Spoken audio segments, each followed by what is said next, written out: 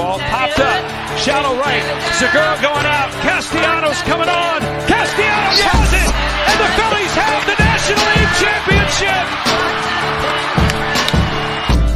This is Luke and I on the Phillies. Brought to you by Fox Sports The Gambler. I thought they had it. I really did. That was a little closer than I thought it was going to be at the end. But ultimately, Spencer Steer hits a nuke off of Connor Brogdon in the 10th inning. Final, Reds 6, Phillies 3. This is Luke and I on the Phillies. This is the first ever postgame show. We're going to have some fun with these. These are going to be chill. We're going to hang out. We're going to talk about hopefully more wins than losses. But tonight, obviously a loss. And one that will be put a lot on Johan Rojas for a bad mistake there on the bases. And a lot will be put on Connor Brogdon. Rightfully so. Just a really bad inning. Way more balls than strikes. He was all over the place. I mean, the dude could barely throw a strike for about 4 batters there. But the offense, the offense was nowhere after the first inning. And that's really where I really want to start. The Phillies scored 2 runs in the first inning. It started off with the Kyle Schwarber single, the Trey Turner walk, Harper strikes out, Bohm line, a Real Muto lined out. Alec Bohm double to right, scored 2. 2-0 game. Phils go up 2-0. Give Cristopher Sanchez a nice little start, who, by the way, pitched unbelievable. 8 strikeouts, 5 innings. He looked fantastic. He had 13 swing and misses tonight. Sanchez looked great. Sanchez, and we're going to get into Sanchez once we kind of rave about this offense a little bit. But following that first inning, here's how the Phillies went. Fly out, single strikeout. Ground out, fly out, foul out. Walk, fly out, strike out, ground out. Ground out, pop out, fly out. Line out, single, ground out, strikeout. Walk, fouled, strikeout. Single, base running mistake, fly out, strikeout. Ground out, fly out, strikeout. And then that 10th inning where Whit Merrifield walked. Rojas was out on the bases, grounded into that fielder's choice, and obviously Trey with the infield single there to give us a little bit of hope. But ultimately, in the end, it didn't really matter. Bryce Harper goes down swinging. Bryce Harper still hitless on the year. A pretty brutal start to the year for Bryce. If you've been taking, I hope you haven't been betting a lot of Bryce Harper props because I can't imagine one of them has hit. So far, 10 at bats, 1 run, not a single hit. So not great. We can talk Connor Brogdon, right? Which Connor Brogdon's going to get a lot of flack, rightfully so. Connor Brogdon's not supposed to be here in the first place. The Phillies had ultimately nobody to throw instead of Brogdon in that spot. The only real pitcher there available was Gregory Soto. But if I think like Rob Thompson, and I know how Rob Thompson thinks, he didn't want a lefty up against Spencer Steer there. Which realistically, you don't want to put a lefty up against Steer. Granted, he just made a righty pay, which is kind of just, I guess you have to tip your hat to him there. But just brutal from Brogdon. But I do want to look, I really do want to talk about Cristopher Sanchez because the Phillies have something here in Sanchez. Ultimately gets the no decision tonight. 5 innings, 5 hits, 2 earned runs, 8 strikeouts. He was gross tonight. For the first time all season, even when Wheeler was kind of off a little bit in his first start, that was the most confidence that I have had in a Phillies pitcher since this season started. And that's saying something, as the Phillies' fourth starter.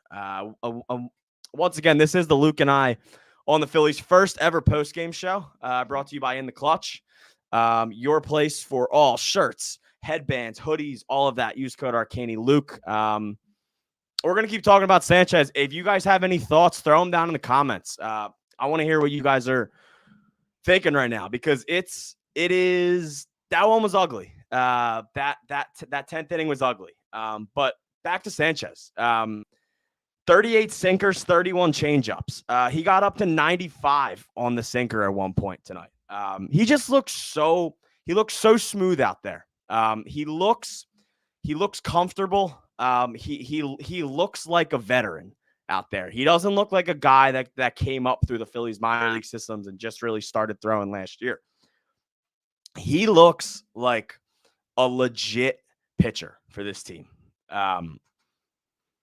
It's nice to have another lefty other than Ranger, because the Phillies have been longing for a while, other than Ranger Suarez, for another really solid lefty in this rotation since the Cliff Lee days, all the way back then. We haven't had many great lefties in this rotation. And it's nice to see Sanchez. Obviously, he had a great year last year. Came up, had really no choice but to throw. The Phillies trusted him. They threw a lot of innings at him last year, more than he's ever thrown. Before last year, he only threw 52 total innings in the majors.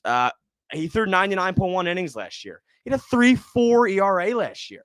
Like, that's really good for a guy, for a fourth starter. And realistically, right, if the Phillies have a Taijuan Walker healthy, that's a guy who is striking out 8 batters a game with a 3.4 ERA as your fifth starter, which is unbelievable. I mean, Cristopher Sanchez is no doubt the best fifth starter in baseball. So it sucks. The Phillies couldn't give him the runs. He dominated out there. And after that first inning, everything tanked.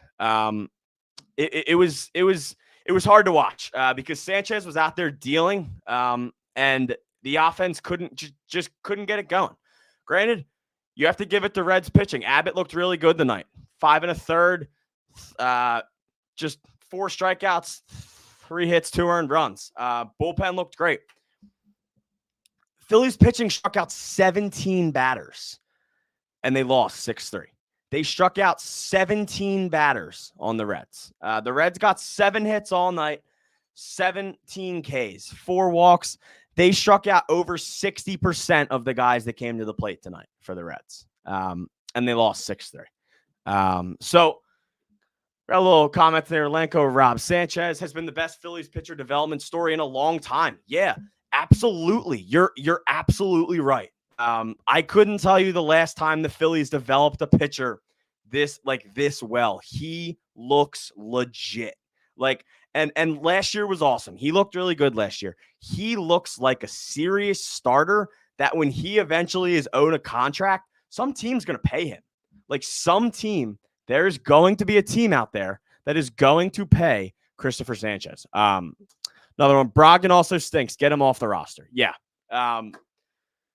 One of the wildest 2-season flips that I've seen from a Phillies pitcher. Connor Brogdon in 2020 had a 3.97. Connor Brogdon in 2021 had a 3.43.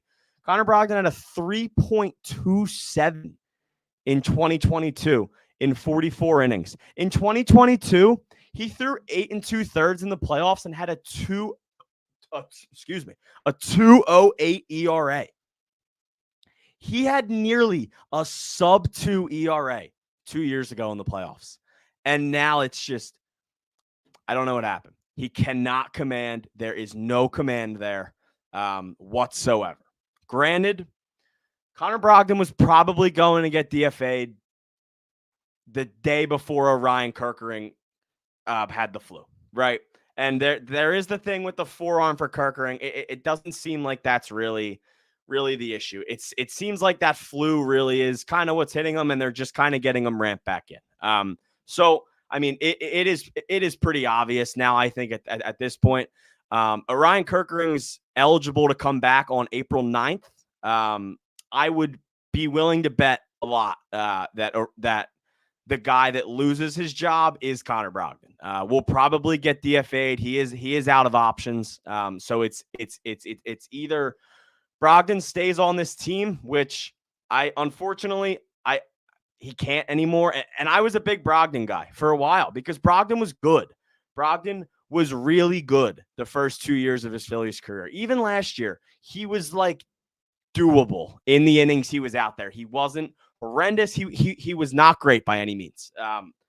But Connor Brogdon is just unbearable now.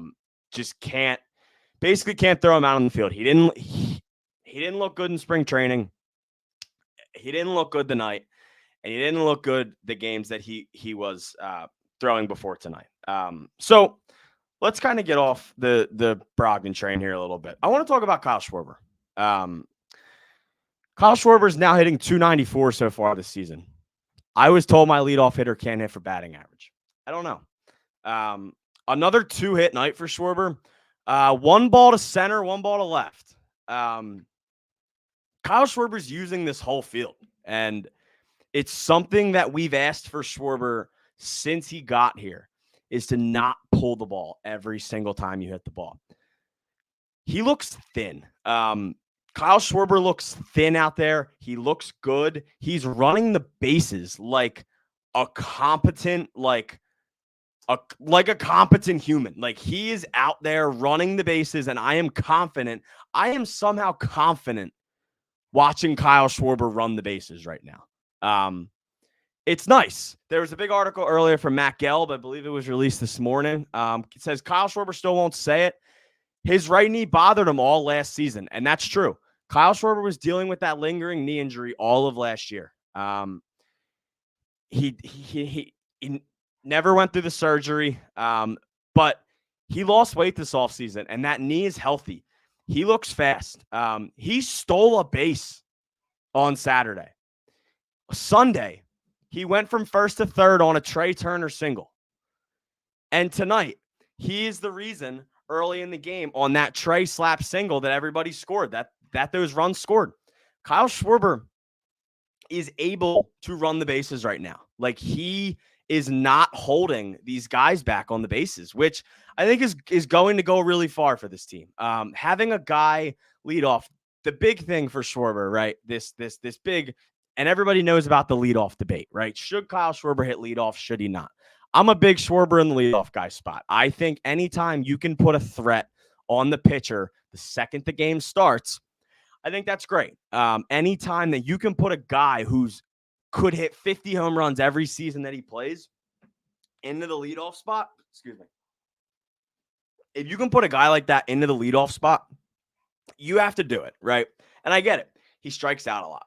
He strikes out 200 times the last 2 seasons with the Phillies. I get that.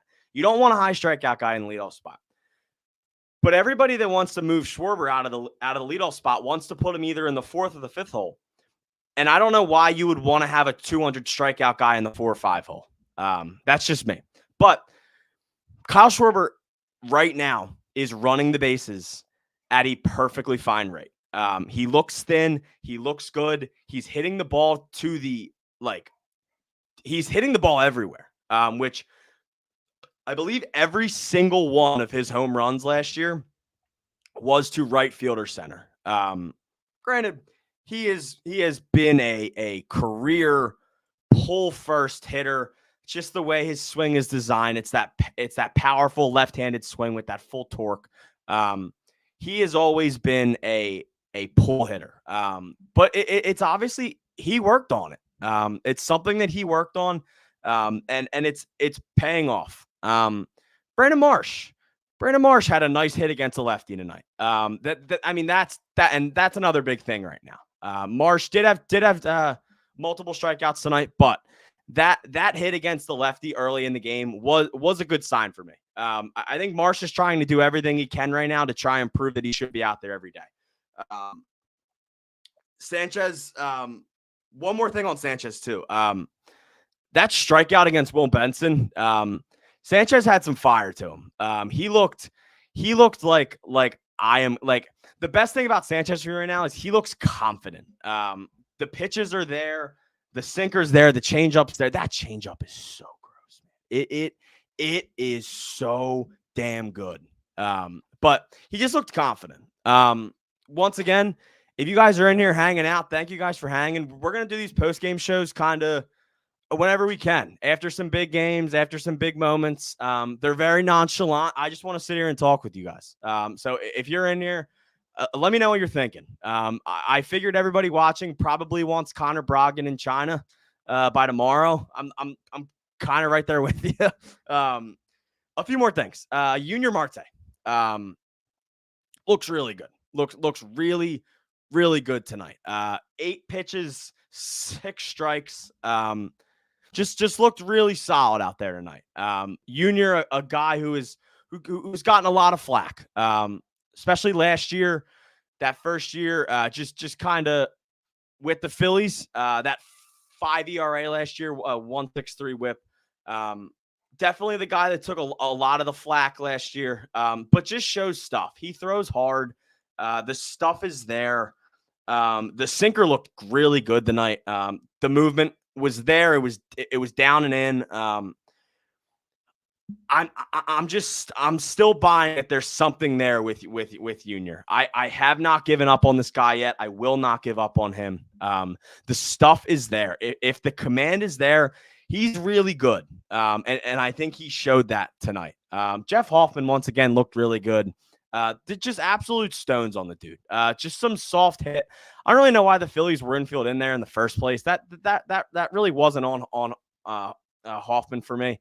It was just kind of dumb to have the infield in the first place there. Matt Strahm looked good. 12 pitches, 8 strikes. Junior once again. Jose Alvarado lockdown as always. The one walk. Even Nick Nelson looked okay. Yeah, I mean that's a tough game. No doubt about it. Tough game. Big chance to bounce back tomorrow. Phillies next game tomorrow, 6:40 against the Reds once again. The debut of Spencer Turnbull. I am excited. We are doing a watch party with the Fox Sports The Gambler guys, a WrestleMania-themed Sixers watch party versus the OKC Thunder. Potentially the return of the one and only Joel Embiid. Could be a big night for a watch party. Big shout out to Sean Bernard, our Sixers insider, on basically predicting the night that Embiid was going to come back a month ago. So Spencer Turnbull will be going up against Graham Ashcraft tomorrow. The first outing for both of those guys this year. Should be a nice bounce back game for the Phils. They need a big offensive night. I need to see some more on the offensive side of the ball tomorrow night. Bryce Harper 0 for 5 tonight. Nick Castellanos 0 for 4. Bryson Stott 0 for 3 with a walk. Whit Merrifield 0 for 3 with a walk. I need the hits. I need the hits back. This team is built to hit, and if they don't hit, even when you get an outing like that from Sanchez, you can see what can happen. So if there's any final thoughts from you guys, bring them in here. Once again, this is the Luke and I on the Phillies' first ever post-game show, brought to you by In the Clutch, the only place to get your headbands, t-shirts, hoodies. Use code ArcaniLuke at checkout for 10% off. Head on over to my Twitter, at ArcaniLuke. There was just an unbelievable shirt that we dropped a few days ago. It was a limited edition Trey Turner shirt.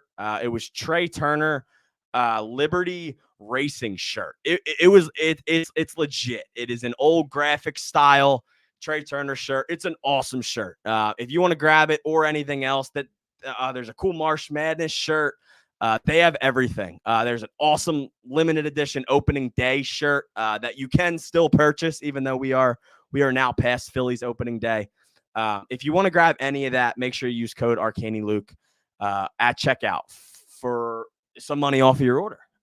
So unless you guys have anything else, I think we're going to wrap it up.